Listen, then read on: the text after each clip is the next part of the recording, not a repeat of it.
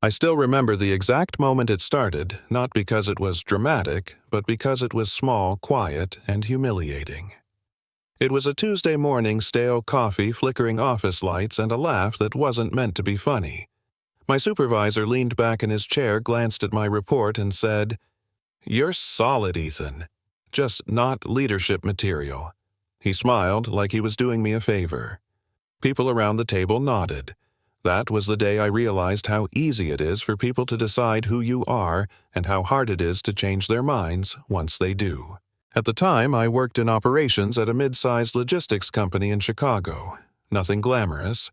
Spreadsheets, late nights, missed birthdays. I was dependable quiet, the guy they called when something broke at 2 a.m. But I wasn't flashy. I didn't golf with executives. I didn't brag. And in that office, if you didn't make noise, you didn't exist. Or worse, you existed as a punchline. "Ethan's great at following instructions," they'd say. Reliable. Reliable was code for stuck. My main problem had a name. Blake Harrington, sales director. Perfect hair, perfect smile, perfect talent for making other people feel small. Blake loved reminding everyone that he came from nothing, which somehow made him believe he was entitled to everything. He talked over people, took credit like oxygen, and treated quiet competence like weakness. And for some reason he really enjoyed aiming that energy at me. Careful, he once joked in front of the team, if Ethan runs the meeting, we might all fall asleep. Laughter.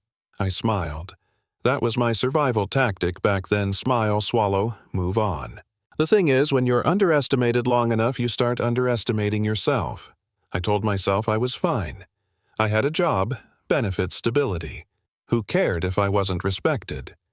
But that lie cracked the night everything went wrong. A major client shipment failed, systems misaligned, millions on the line. Blake panicked. Executives yelled. People scrambled. And somehow, even though I wasn't in charge, the fix landed on my desk. I stayed up all night, rerouted everything, patched the mess, saved the account. The next morning, the CEO praised Blake publicly for leading the recovery. Blake nodded like a hero. No one mentioned my name. Something inside me snapped quietly, cleanly. Not rage. Clarity. I realized this would never change unless I changed it. Not by begging, not by yelling, by outgrowing the room. That night, I started building something on the side. No announcement, no LinkedIn posts, just work. I saw gaps in the supply chain process that companies ignored because fixing them wasn't sexy. I wrote code after work, tested models on weekends, burned through savings, drank too much gas station coffee. There were nights I almost quit. Nights I felt ridiculous, like I was proving Blake right by even trying. But I kept going because for the first time the work was mine. Months passed, then a year. My side project turned into a small but sharp analytics platform. Nothing flashy, just effective. Quietly effective. A friend introduced me to a startup founder who needed help. Then another. Then another. Suddenly my nights were busier than my days. The irony wasn't lost on me. I was building real value while still being treated like background noise at my job. The turning point came during an all-hands meeting. Blake was pitching a bold expansion plan, big promises, zero substance. I recognized the numbers immediately. They were wrong. Not slightly wrong, catastrophically wrong. Normally, I would have stayed quiet. That day, I didn't. I raised my hand. The room froze. Blake smirked. "Yes, Ethan," he said like he was indulging a child. I calmly explained the flaw, walked through the math, projected the failure point. Silence followed. Not awkward silence, heavy silence. The CEO leaned forward. Blake laughed it off, tried to spin it.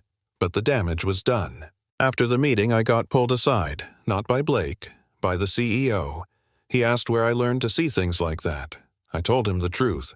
I've been fixing problems no one wants to look at. He nodded slowly. 2 weeks later, Blake was still the sales director, but something had shifted. People started asking me questions, real questions, listening questions. Then came the offer that changed everything. A private equity firm reached out about acquiring my platform. They'd been watching. quietly. They offered more money than I'd ever seen in one place. I said no. They came back with a partnership proposal. I said maybe. We talked, we argued, we refined. Eventually, we shook hands. Overnight, my side project became my main life. I didn't quit my job immediately. I waited. I wanted timing, not revenge. That moment came sooner than expected. The company announced a restructuring. Guess who was leading it, Blake? Guess whose data they used to justify it mine? He called me into his office, confident, smug. "Looks like you're finally useful," he said. That's when I slid the envelope across the desk. My resignation. Effective immediately. He blinked. "You don't have anything else lined up?" he said. I smiled. "Actually, I do." The look on his face was worth every sleepless night. Confusion first, then doubt, then something close to fear. A month later, my new firm acquired a controlling stake in one of the company's largest clients, the same client Blake had bragged about for years. Suddenly, I was in meetings he wasn't invited to. Suddenly, my name carried weight. Not because I demanded it, because it earned it. Our paths crossed one final time at an industry conference. Blake spotted me across the room, hesitated, then approached like nothing had happened. "Heard you're doing well," he said. I nodded. "Heard you're still talking," I replied, not unkindly, just honestly. For the first time, he didn't have a comeback. He didn't laugh, he just nodded and walked away. That was the moment I realized I'd already won long before. Success didn't feel like fireworks. It felt like breathing easier, like not shrinking anymore, like being seen without having to shout. I didn't destroy Blake's career. I didn't need to.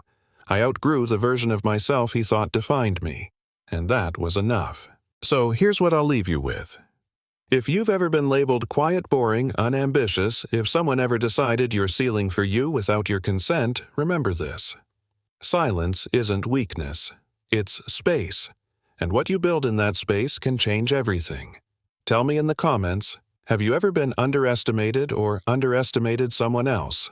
Where do you think the line is between confidence and arrogance? Let's talk about it.